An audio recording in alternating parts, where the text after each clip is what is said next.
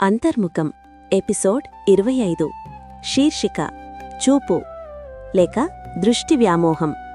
ఉపశీర్షిక మన కళ్ళు చూపేది నిజమా లేక మనసు మోసం చేస్తున్నదా?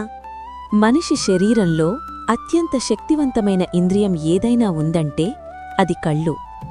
మన కళ్ళు ఈ ప్రపంచాన్ని మనకు చూపిస్తాయి.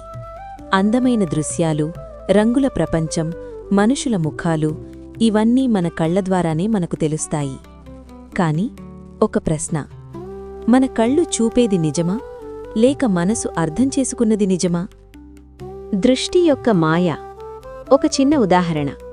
రెండు వ్యక్తులు ఒకే విషయం చూస్తారు, కాని వాళ్ల భావనలు వేరు. ఎందుకంటే కళ్ళు కేవలం చూపిస్తాయి, కాని అర్థం చేసేది మనసు. అక్కడే మొదలవుతుంది దృష్టి వ్యామోహం. ఆధునిక ప్రపంచంలో దృష్టి వ్యామోహం. ఈరోజు ప్రపంచంలో మన కళ్ళు ఎప్పుడూ ప్రశాంతంగా ఉండవు. Phone screen, social media, reels, వీడియోలు, ప్రకటనలు ప్రతి క్షణం మన దృష్టిని ఆకర్షించడానికి పోటీ పడుతున్నాయి. మన కళ్ళు ఎప్పుడూ కొత్తదాన్ని కోరుకుంటాయి.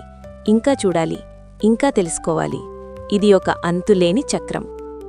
వ్యామోహం ఎలా పెరుగుతుంది?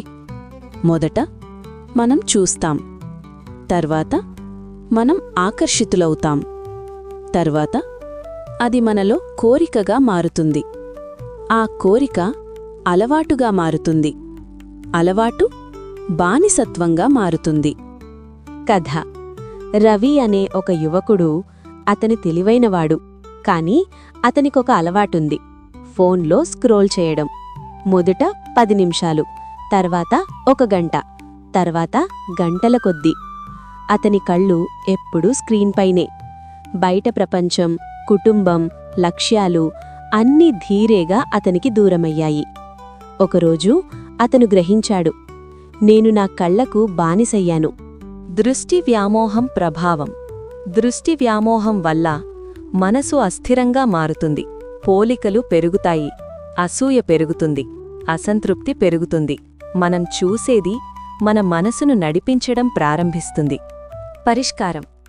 అయితే దీన్ని ఎలా నియంత్రించాలి? కొన్ని మార్గాలు. డిజిటల్ డీటాక్స్, ఫోన్ యూజేజ్ తగ్గించడం. ధ్యానం, మనస్సును స్థిరంగా ఉంచడం. సెలెక్టివ్ విజన్, అవసరమైనదే చూడడం.